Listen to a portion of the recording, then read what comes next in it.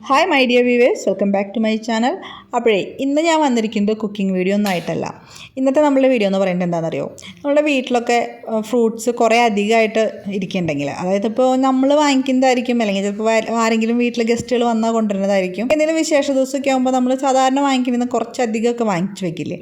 അപ്പോൾ അങ്ങനെ വരുമ്പോൾ ഈ ഫ്രൂട്ട്സുകൾ വാങ്ങിയത് ഒരുമിച്ച് ചിലപ്പോൾ പഴുക്കും, ഒരുമിച്ച് അല്ലെങ്കിലും കുറേ അധികം പഴുക്കും. അപ്പോൾ നമുക്ക് ഇതൊക്കെ കൂടി ഒരു ദിവസം കഴിക്കാനായിട്ട് പറ്റുന്നുണ്ടാവില്ല.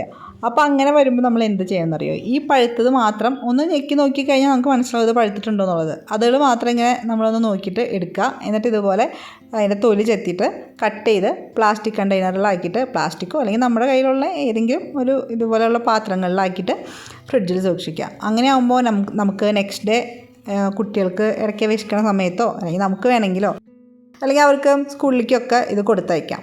പിന്നെ ഇത് കഴിക്കാൻ കൊടുക്കുമ്പോൾ നമ്മൾ എന്തായാലും ഫ്രിഡ്ജിൽ നിന്ന് പുറത്തെടുത്ത് വെച്ച് ഒരു അരമണിക്കൂർ 3/4 മണിക്കൂറും പുറത്ത് വെച്ച് അതിൻ്റെ തണുപ്പൊക്കെ ഒന്ന് പോയതിന് ശേഷം വേണം കഴിക്കാനായിട്ട്.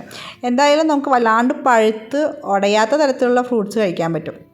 ഇത് പുറത്തിങ്ങനെ വെച്ചിരുന്ന് കഴിഞ്ഞാൽ നല്ല പഴുത്ത് വരുമ്പോൾ ഒരുപാട് പ്രശ്നങ്ങളുണ്ട്. ഒന്നാമത് പഴുത്ത് ചീഞ്ഞു പോവും, അല്ലെങ്കിൽ പഴുത്തതിൽ ഇങ്ങനെ ഈച്ചയുടെ ശല്യമൊക്കെ വരും. അപ്പോൾ അതിലും നല്ലത് ഇതുപോലെ നമ്മൾ കട്ട് ചെയ്ത് ഫ്രിഡ്ജിൽ വെച്ച് കഴിഞ്ഞാൽ നമുക്ക് കുറച്ചധികം ദിവസം ഇതിൽ നിന്ന് അധികം ഇങ്ങനെ ചീഞ്ഞ് ഉടഞ്ഞ് പോകാത്ത തരത്തിലുള്ള ഫ്രൂട്ട്സ് കഴിക്കാൻ പറ്റും. അപ്പോൾ ഞാൻ കൂടുതലായിട്ട് ഫ്രൂട്ട്സ് വാങ്ങിക്കുമ്പോൾ ഇങ്ങനെ ചെയ്യുന്ന കാര്യമാണ് കേട്ടോ ഞാൻ കാണിച്ചത്. അല്ലാണ്ട് കുറച്ചൊക്കെ ഉള്ളെങ്കിൽ നമുക്കത് അപ്പം തന്നെ എടുത്ത് കഴിക്കുകയും ചെയ്യാം, കുട്ടികൾക്കൊക്കെ കൊടുക്കുകയും ചെയ്യാം. അപ്പോൾ ഇത് ഞാൻ ഇങ്ങനെയാണ് ചെയ്യാറ്. ഇങ്ങനെ ഫ്രിഡ്ജിലെടുത്ത് വെച്ചിട്ട് കുറച്ച് ദിവസമായിട്ട് ഇങ്ങനെ എടുത്ത് കഴിക്കും. അപ്പോൾ ഇത്രയേ ഉള്ളൂ ഇന്നത്തെ നമ്മളുടെ വീഡിയോ കേട്ടോ. ഈ ഒരു വീഡിയോ നിങ്ങൾക്ക് ആർക്കെങ്കിലുമൊക്കെ ഉപകാരപ്രദമായിരിക്കും എന്ന് വിചാരിക്കുന്നു. അപ്പോൾ ഈ ഒരു വീഡിയോ ഇഷ്ടപ്പെട്ടാൽ ലൈക്ക് ചെയ്യാൻ മറക്കരുത്. See you in my next video. Bye bye. Take care.